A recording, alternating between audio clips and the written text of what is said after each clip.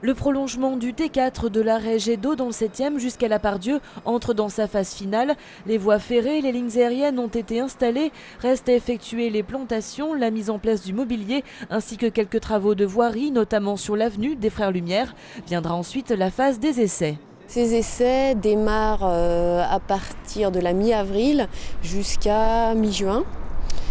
Donc à partir de mi-avril, mi-mai, on fait des essais plutôt de nuit. À partir de la mi-mai, vous pourrez voir de jour des tramways circuler sur l'extension de la ligne T4.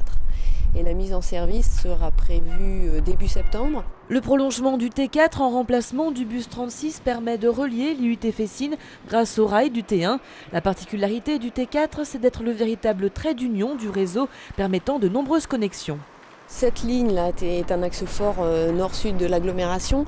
La ligne T4 a la particularité en fait, d'être connectée à toutes les autres lignes de tramway. En plus, elle est connectée aux stations à la ligne D du métro, à la ligne A et B au niveau de la Pardieu.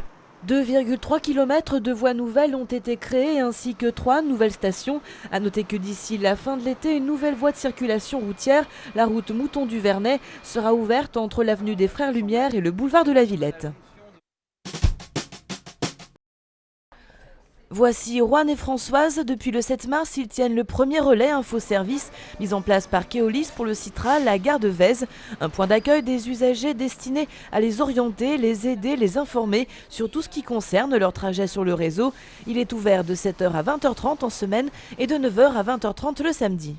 C'est se rapprocher, aller au-devant de la clientèle qui a besoin de trouver sur son passage des informations, comme les informations sur un itinéraire, sur des horaires, sur les retards de bus, sur l'accessibilité, la disponibilité du matériel, voilà.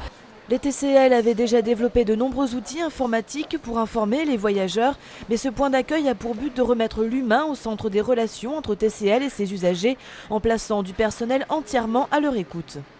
Alors effectivement, nous avons lancé il y a très peu de temps plusieurs applications, notamment des applications iPhone, Android. Nous avons également des flashcodes aux arrêts qui permettent de connaître en temps réel les délais d'attente. En revanche, tout le monde n'est pas équipé d'outils informatiques et il nous paraissait important d'être présent pour pouvoir établir un contact direct avec les clients suivant leurs besoins. D'ici la fin de l'année, 8 nouveaux relais info-service seront mis en place à la Pardieu, Gare de Vénissieux, Laurent Bonnevet, Oulin, Bellecour, Jean Massé et à la Croix-Rousse. En raison d'un incident technique, le trafic est perturbé sur la ligne D. Une phrase toute faite que l'on a parfois l'occasion d'entendre sur le réseau. Elle est issue d'une charte de communication en situation perturbée qui a été élaborée il y a 2 ans pour que tous les opérateurs TCL s'expriment d'une seule et même voix. Dans cette charte, nous avons recensé 3 cas d'incidents. Première catégorie, les incidents voyageurs liés à un malaise par exemple d'un client dans une rame, on attend les pompiers.